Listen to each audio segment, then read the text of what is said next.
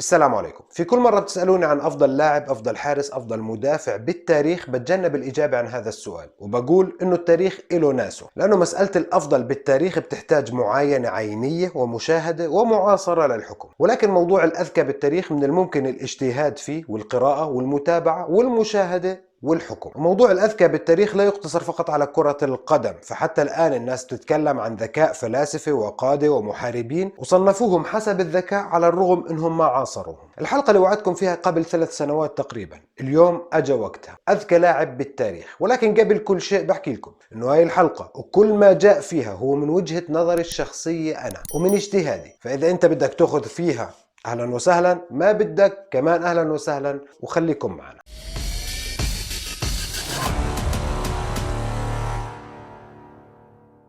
من دون تشويق وإثارة، وبالنسبة لي أنا أذكى لاعب بالتاريخ هو ميسي، والأسباب رح ألخصها بما يلي. لطالما احنا بنتكلم عن الذكاء وبكرة القدم، ما رح نحصر الموضوع فقط بالمهارات والإنجازات والبطولات والأرقام، رح نتكلم عنها، ولكن رح نتكلم عن كل شيء بخص لاعب كرة القدم. أي شخص عشان ينجح بالعمل أو الوظيفة اللي بيقوم فيها، هناك عدة شروط لازم تتوفر فيه شخصيا، كالمعرفة بالعمل اللي بده يقوم فيه، الرغبة، المهارات، الشهادات، الخبرة، سرعة التعلم، التطور، وغيرها من المواصفات الشخصية. ولكن في الكثير من الأحيان الناس اللي بيمتلكوا هاي المواصفات الشخصية ما بينجحوا، أو بينجحوا وما بتميزوا كثير، والسبب بيكون بعيدا عن الأمور الشخصية المتعلقة بالوظيفة أو العمل، بل هي ظروف خارجية بعيدا عن المهارات والخبرة والشهادات أثرت على أداء هذا الشخص في عمله. شو هي هاي الظروف؟ منها بنبدأ نتكلم عن ميسي ومنروح للأمور المرتبطة بكرة القدم. ميسي هو رجل متزوج عنده عائلة، زوجته هو الفتاة اللي أحبها من لما كان طفل صغير، تزوجها وبنى أسرة. بنحكي عن واحدة من أهم الظروف الخارجية اللي بتأثر فينا إحنا كبني آدمين وبتأثر في عملنا، الاستقرار العائلي. ولهيك ميسي موضوع العائلة وارتباطه بالعائلة وحبه للعائلة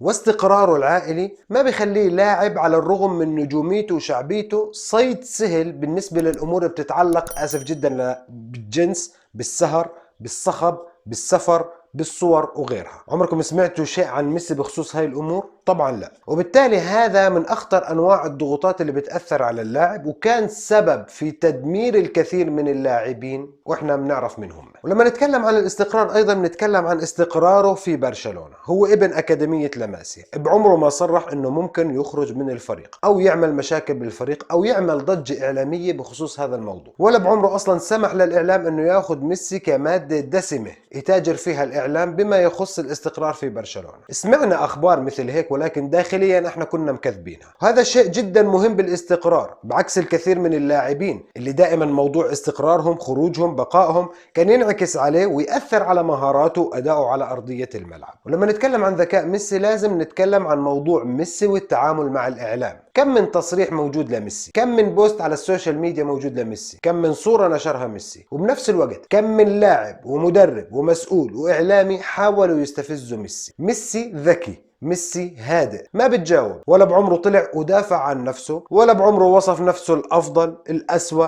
يستحق أو لا يستحق. فالتواضع هو شيء بيكسي شخصية ميسي. هذا شيء جدا مهم بالنسبة للاعب، التعامل مع الإعلام، التعامل مع الصحف، المواقع التواصل الاجتماعي والسوشيال ميديا. ولما نتكلم عن ذكاء ميسي بنتكلم عن علاقات ميسي واقتراب الناس من ميسي وقرب ميسي من الناس، على الرغم انه بنسمع انه كثير من اللاعبين بينزعجوا من اللعب تحت ظل ميسي، الا انه كل اللاعبين اللي لعبوا بظل ميسي كانوا مبسوطين من معاملة ميسي إلهم. واذا في لاعبين اشتكوا من هذا الموضوع فهم قليل وعددهم قليل جدا مقارنة مع عدد اللاعبين اللي لعب زميل لميسي. لانه ميسي على الرغم من مهاراته وارقامه وانجازاته ونجوميته، الا انه حتى الان هو لاعب ايجابي، لاعب مفيد، لاعب معطاء، بيعطي، بفيد وبيستفيد. بعمره ما كان عبء على لاعبي او عبء على زميله، عشان هيك هو لاعب صديق للكل.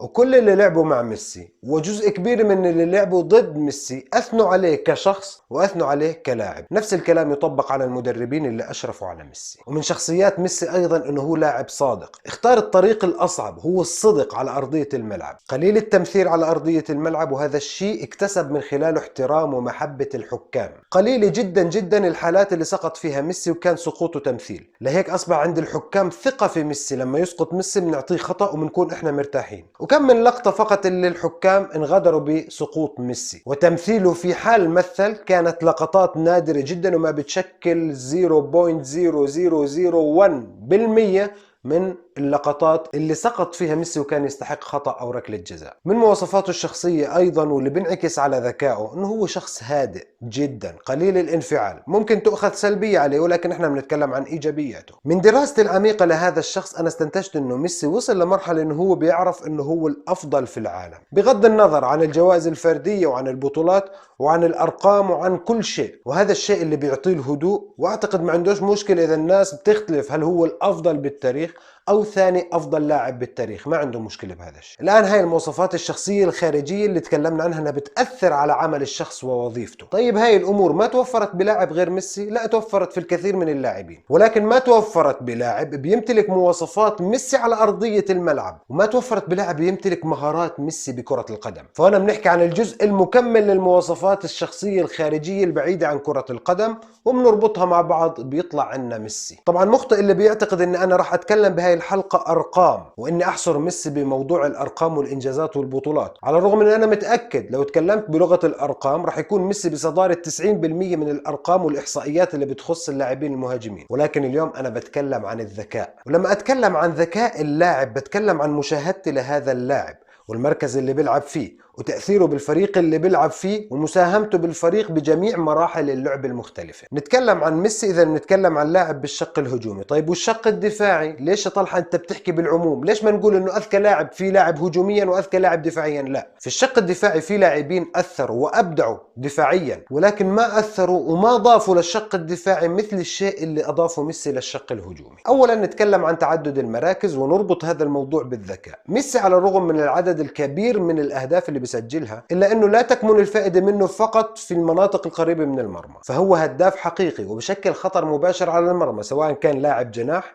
لاعب رقم 10، مهاجم وهمي، صانع ألعاب متقدم ومهاجم ثاني. واحد راح يحكي لي في الكثير من اللاعبين اللي بيلعبوا بأكثر من مركز. لا، ما أنا بذكرك احنا بنتكلم عن ميسي، بنحكي عن اللاعب اللي بكل مكان وبكل مركز لعب فيه كان هو الأفضل، وبنتكلم عن مراكز مختلفة وعن لاعب هو بقمة هرم اللاعبين. لما نتكلم عن أفضل جناح أيمن بالتاريخ ميسي، لما نتكلم عن أفضل مهاجم وهمي ميسي، أفضل لاعب رقم 10 بيختلف بين ميسي ومارادونا، أفضل لاعب خلف المهاجم يختلف عليه بين ميسي ومارادونا. طب شو الرابط بين تعدد المراكز والذكاء؟ لا، هنا بنتكلم عن تميزه بهاي المراكز على الرغم من اختلافها، هو الطريقة الاستثنائية اللي عند ميسي بفهم الجوانب التكتيكية للمركز اللي بيلعب فيه، للمركز بشكل خاص ولكرة القدم بشكل عام. بعيدا عن مهاراته هو لاعب صاحب رؤية دقيقة على أرضية الملعب، أينما تواجد ميسي بيكون واعي ومدرك لمركزه وتحركات اللاعبين من حوله، تحركات اللاعبين اللي أمامه، اللي خلفه،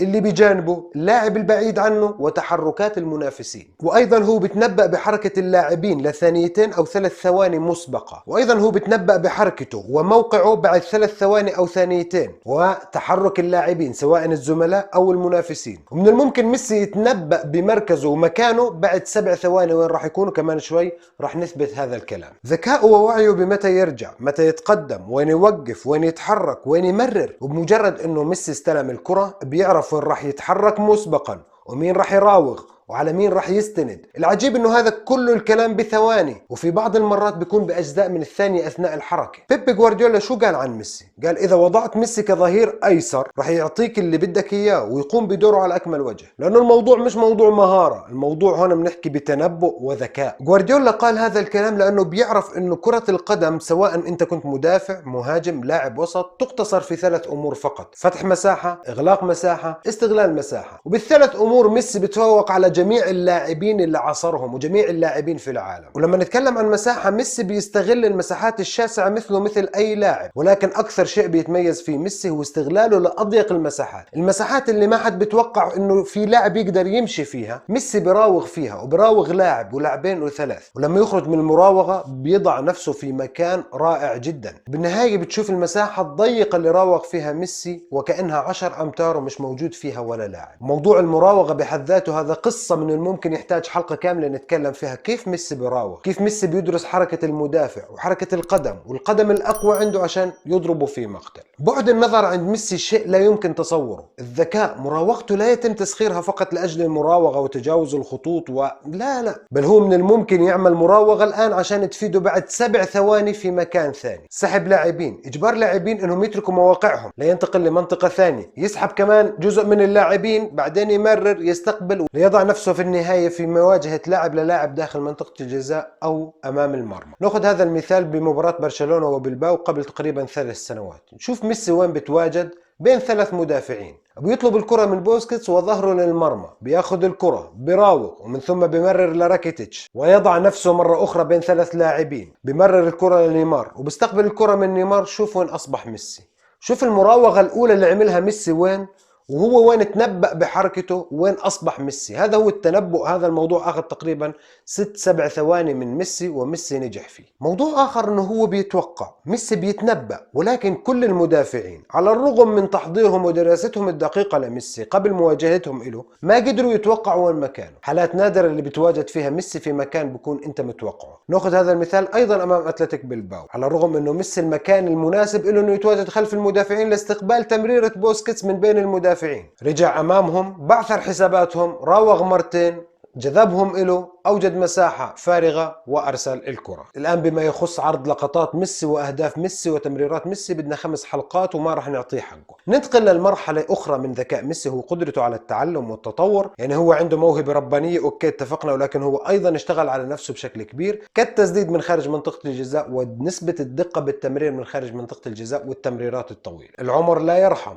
ميسي قال هاي الجملة وميسي تأثر بالعمر وهذا شيء طبيعي، ولكن كيف ميسي تعايش مع التقدم بالعمر؟ حركة أقل، سرعة أقل، ولكن عوض الحركة والسرعة بالدقة بالتمرير الطويل، التسديد والذكاء. وهذا الشيء بإمكانك أنت بجولة سريعة على اليوتيوب تشوف الفرق بين، لو أخذت فقط الأسيست، الفرق بين 3 سنوات وقبل 3 سنوات، كيف الأسيست عند ميسي والمركز اللي بيعمل فيه الأسيست ميسي والمنطقة اللي يتواجد فيها ميسي. عمره واحد قال لك ذكائك الزايد عن حده راح يضرك وراح يأذيك؟ أنا بصراحة ما حداش حكى لي إياها، يمكن أنا مش ذكي، ولكن هاي الجملة أيضا تجسد في ميسي. هذا اللاعب بهذا الذكاء بهاي المواصفات اللي تكلمنا عنها بأي محيط راح يعيش. مين هم اللاعبين اللي لازم يتواجدوا حوله؟ مين هو المدرب اللي لازم يشرف عليه؟ شو هي المنظومة اللي لازم يتواجد فيها هذا اللاعب؟ مين اللي راح يفهم تحركات ميسي اللي تكلمنا عنها؟ وإذا أنت فهمت ميسي، ميسي ممكن يعمل منك الأفضل في مركزك فقط لأنك فهمت تحركاته. وأكبر دليل اللي بنشوفه حاليا مع سواريز شوف في شيء يميز سواريز ببرشلونة سوى أنه متفاهم مع ميسي. وكم من لاعب فقط في برشلونة حاليا بتفاهم مع ميسي وهم اللي مبدعين. تكلم عن سواريز وأهدافه وجوردي ألبا وتقدم من الجهة اليسرى. فمن هون بدي أتكلم عن نقطتين. الأولى أنه ميسي استفاد كثير من الجيل اللي لعب معاه في برشلونة، سواء مع مدرب اسمه بيب جوارديولا عرف كيف يوظف هذا اللاعب ويستغله تكتيكيا، ولاعبين بيمتازوا بالذكاء بجيل كامل تفهم مع ميسي، سواء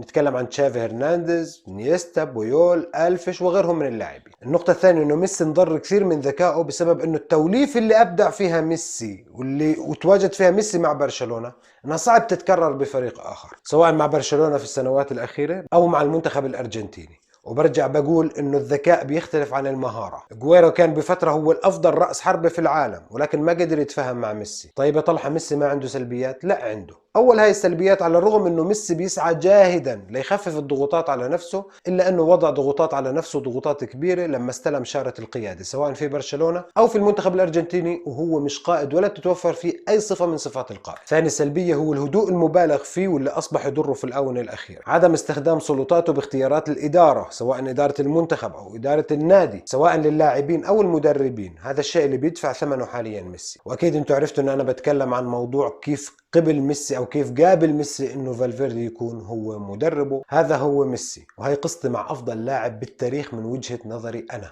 اللي انا متأكد 100% مليون بالمية اني ما قدرت اني اوصف ميسي او انصف ميسي او اعطي ميسي حقه. هيك بنكون وصلنا لنهاية حلقتنا. اذا عجبتك هاي الحلقة شاركنا برأيك، وما تنسى الاشتراك بقناتنا على اليوتيوب وصفحتنا على الفيسبوك وتفعيل جرس التنبيهات.